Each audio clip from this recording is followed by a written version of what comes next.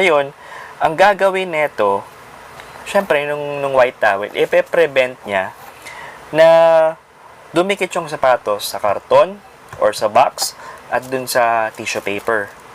So, ganito lang yan.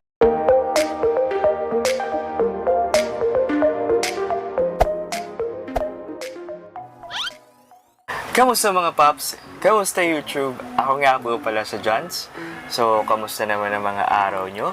At kamusta naman din yung mga bago kong subscribers? Well, sana okay lang kayo kasi okay lang ako. At sobrang na-miss ko kayo as in sobrang na-miss ko kayo. And sobrang excited ako kasi vlog day na naman for me. But for today's vlog, wala muna tayong unboxing at wala muna tayong i-review na item. Kasi ngayong araw na to, i-share ko lang naman sa inyo mga paps kung paano ko nga ba napapanatiling maganda yung condition ng mga sapatos ko. So, gusto mo ba yon? Kasi ako, gusto ko yon. So, samahan niyo ako Pero syempre, bago tayo mapadpad sa part na yan, kung bago ka lang nanonood sa aking YouTube channel, give this video first a thumbs up, i-share mo na din. At syempre, wag mong kakalimutan i-click yung subscribe button at i-turn on yung bell notification para naman lagi kang updated sa mga susunod kong video. Eto na mga paps, yung kailangan nyo para mapanatili nyong maganda yung condition ng mga sapatos nyo. So, dalawang items lang naman to. So, eto na. So, kailangan nyo ng silica gel at kailangan nyo ng towel. White towel or kung good morning towel, kung anong towel meron kayo.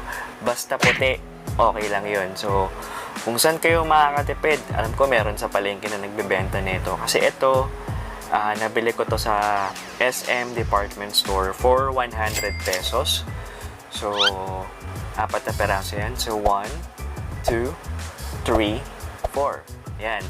Medyo maliit nga lang to mga paps Ayan medyo maliit lang siya.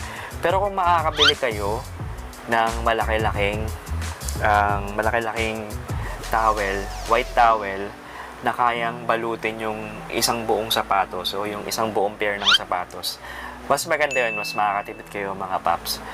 So, ngayon, share ko na sa inyo, bakit kailangan ng white towel? Kasi ganito yan mga paps Di ba pag bumili tayo ng brand yung sapatos, meron yung tissue paper kung tawagin. Tissue paper. So, itong tissue paper, itong karton, nagkokosto para manilaw yung sapatos nyo. Yung midsole, outsole, yung upper part, lalo na kung white shoes yun or light yung mga sapatos nyo. So, nagkokos yun. Ngayon, ang gagawin nito, syempre, nung white towel, ipe-prevent niya na dumikit yung sapatos sa karton or sa box at dun sa tissue paper. So, ganito lang yan Ganito lang yan mga paps. So, lagay nyo lang sa ilalim to. So, ibabaw nyo dun sa tissue paper. Huwag nyo natanggal yung tissue paper, okay lang yan. So, ganyan dapat magiging itsura niyan mga paps Ayan. Ganyan ang itsura niyan. Tapos, lagay nyo na yung sapatos. So, ito Ego na. Ito nga pala yung yung Pharrell Williams ko. So, yan na siya. Tapos, since open pa rin siya, hindi pa rin siya cover. So, lagyan nyo pa ng isa pang white towel. So, make sure lang na mababalot nyo siya para hindi tumama doon sa box. Ayan. So, ganito magiging itsura niya mga paps. So, ayan na. Ngayon, bakit naman kailangan ng silica gel? Kasi mga paps, sa Pilipinas sobrang init ng Pilipinas. As in, sobrang init. Na nagkukos yung init ng moist. So, pag nagkaroon ng moist, nasisira nito yung sapatos.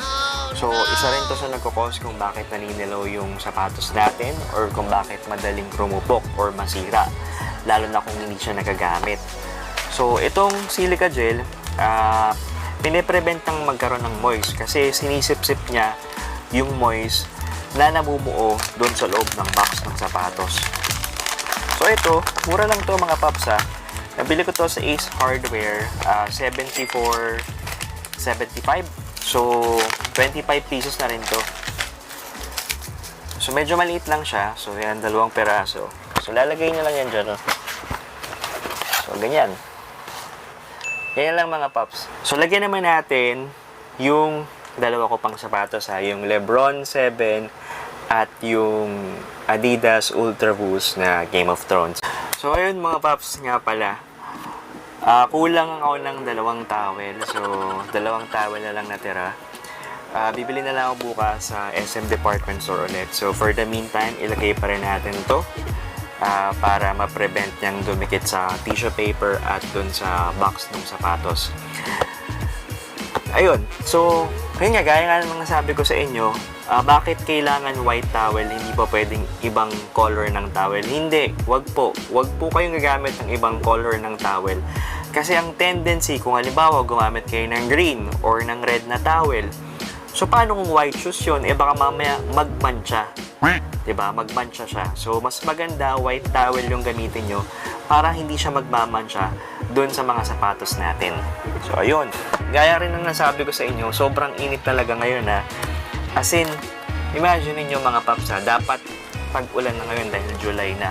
Pero grabe, sobrang init. So, kailangan nyo talaga din yung silica gel na yun ha. So, yun, i-advise ko sa inyo, lalo na ngayon, quarantine pa rin tayo, hindi naman natin nagagamit yung mga sapatos natin kasi most of us nasa bahay lang naman. Katulad ko, nasa bahay lang din naman ako.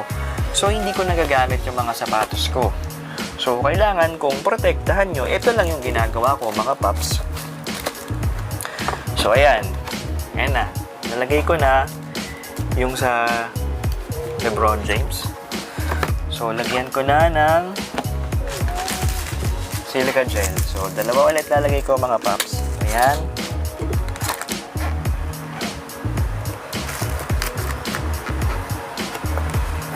Tapos,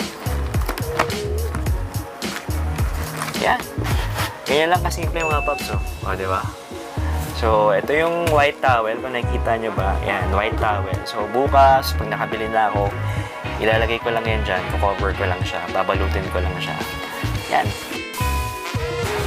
Okay na. So, last na natin yung Game of Thrones na Night's Watch. So, kung hindi nyo pala napanood yung vlog ko na yun, ha. Eto. Yan, ha. Yan. Ililink ko rin naman sa description down below para mapanood nyo rin. So, baka kasi na-miss nyo, hindi nyo pa napapanood. Siyempre, panoorin nyo na rin, di ba? Para ayos na ayos. So, ito na.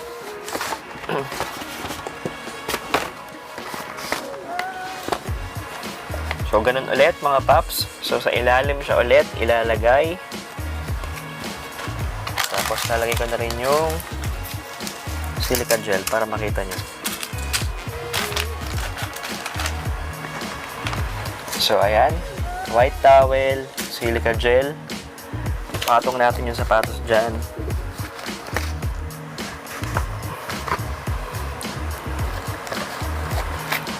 Ayan. So, okay na yan. Ito, mga paps ha, sobrang mura to ha. Compare kung bibili kayo nung mga box. Yung plastic box, yung uso ngayon. Yung clear box na tigto 200, 300 pesos. Sobrang mahal kasi nun eh, di ba? Kumbaga parang per piece kasi yun bibilin mo. Well, kayo, syempre, depende pa rin yan sa inyo. At the end of the day, kayo pa rin yung masusunod. So, ako, share ko lang naman sa inyo kung paano ko ba siya napoprotektahan or kung paano ko ba napapanatiling maganda yung condition ng mga sapatos ko without spending too much para lang protektahan yung mga shoes. So, ganyan lang. Tsaka, nga pala mga paps ha, eto pa pala, last tip pa pala. Halimbawa, ginamit nyo yung sapatos nyo ngayong araw na to ha. Pagkatapos yung gamitin, make sure na lilinisin nyo siya agad ha, para matanggal yung mga kumapit na bacteria or mga viruses At syempre, para matanggal na rin agad yung dumi. Kasi minsan, pag hinayaan nyo na hindi agad linisin yung mga sapatos nyo, yung mga dumi, nag-stain na yun. So, minsan, ang hirap nang tanggalin. So, pagka linis nyo, patuyuin nyo lang within 24 hours. So, okay na yun. Bago tayo mag-shoutout mga paps, so magpapasalamat muna ako. So, maraming salamat talaga. Sobrang na-appreciate ko lahat ng mga nanonood at sumusuporta at mga nag-subscribe sa channel ko. So, nung last vlog ko, parang 152 or 153 ata yung sinabi ko. So, ngayon mga paps, nasa 171 na yung subscribers ko. So, imagine niyo. So, konting kembot na lang 200 subscribers na tayo. So, sobrang na-amaze ako. Hindi man ganun kabilis yung pagdami ng subscribers ko. Okay lang naman sa akin as long as meron ng nanonood at naniniwala sa akin. So, good na ako doon. So, shoutout na tayo mga paps ha. Shoutout kay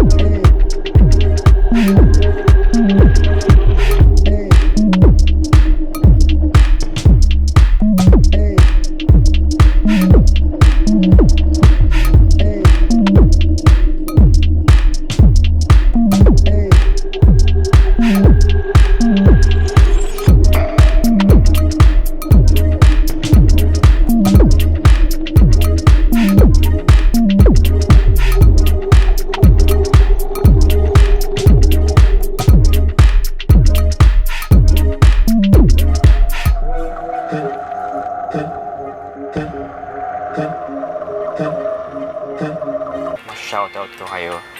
So, yun.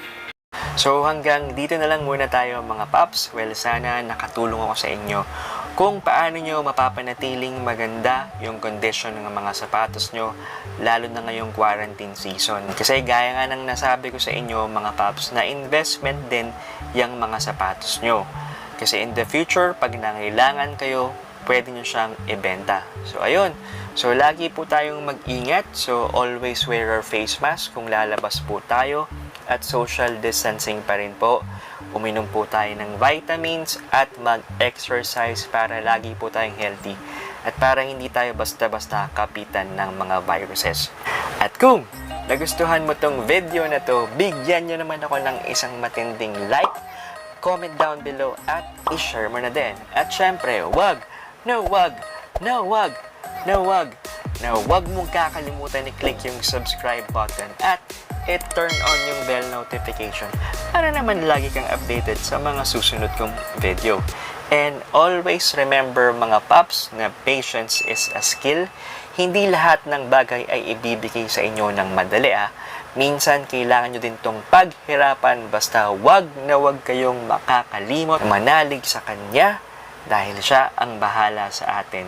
So hanggang sa susunod na video, so stay safe, stay blessed, have a great one, and Jesus loves you always.